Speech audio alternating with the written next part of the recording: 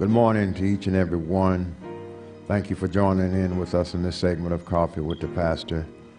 I want to talk to us just for a few moments this morning about developing perfect patience. Patience is one of the greatest characteristics or virtues that a Christian can have. Learning how to watch and wait is part of God's plan for us. And every Christian must learn the art of self-control in difficult situations if he or she is going to make it to the highest level of faith. God speaks to us through his word, and when he talks to us, we're to be cool, calm, and collected. Expressions of anger and impatience and frustrations demonstrate that we haven't learned how to let go and to allow God to come into our lives. So 3 things that I would like to leave with you today concerning patience. The first is that patience in persecution. Our patience is challenged in many areas, but the most difficult in the times of persecution, because none of us enjoy to go through persecution, and our flesh naturally meets persecution with resistance.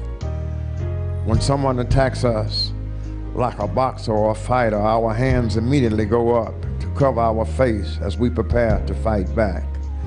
But the Bible teaches us that those of us in the spirit, that we should have a different response when we are up under persecution.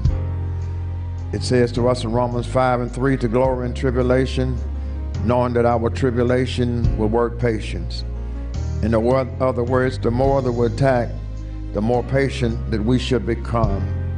And Jesus demonstrated the ultimate patience in persecution when he was falsely accused, when he was rebuffed, and when he was crucified. Jesus only said, "Father, forgive them, for they know not what he do." So secondly, patience in perplexity. There are times in our lives when we don't know what to do or which way to turn. These are the times that we need to put all of our trust in the Lord. The psalmist said to us, he said, "I waited patiently upon the Lord, and he inclined me, and he heard my cry." James once again tells us, knowing this, that the trying of your faith will work patience. Job was patient in his perplexity. He didn't know why, he didn't know what, he didn't know when, he didn't know where he was going to end up. But he trusted God with deep determination that God was going to take him to the place that he needed to be. He said, "Though he slay me, yet shall I trust in him." I would ask the question, why is it so hard to trust God when you don't understand what God is up to? Well, that's an easy question, because our thoughts are not God's thoughts, and our ways are not God's ways, and God has our lives planned out for us. The next thing about patience is patience in progress.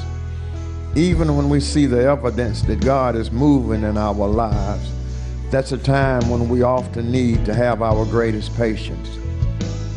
As Christians, we have a tendency to run ahead of God when the prize is already in sight that God wants us to have.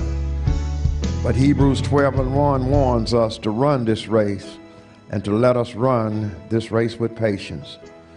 When you feel that though if you're not making any progress in your life, it's often time that the Lord is trying to reveal a better place and a higher level to take you to.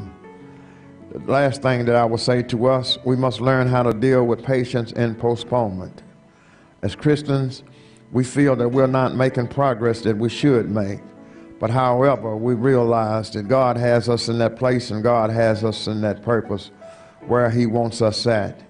Sometimes God tells us it's not time for us to go to where we think we should go. But when God moves us, we know that we were permanently placed by God, and we don't have to worry about being moved. I say to you today, my brothers and my sisters, be patient and trust God for the journey, because patience will also allow us to have preparation. And if we have preparation, we can have the patience and the forgiveness that God has placed within our hearts. God bless you and God keep you until we meet again.